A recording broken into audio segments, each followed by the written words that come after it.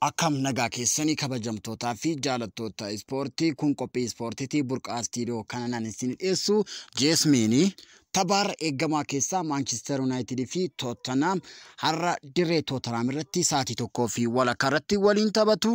Walumaa galatti kilaboonni kun yeroo 62 yeroo waliin taphataniiru. Yeroo 40 Manchester United yoo mo'u Tottenham Hotspur immoo yeroo 10 mo'eera.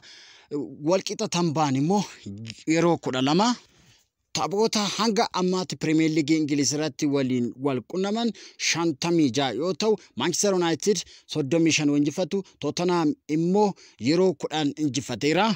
Yeroo 11 immoo walqixa baanii jiru. Kanaan alatti immoo Carabao Cup yeroo 2 waliin taphatanii yeroo tokko Manchester United mo'eera, tokko immoo walqixa bahanii jiru. Tilmaama mo'icha Manchester United yoo kennamu Tottenham immoo dirree isaa irratti morkii cimaa agarsiisamee abdiidhaan eegama. Qophiin keenya xumureera. Laayikii sheerii godhuun dagatina.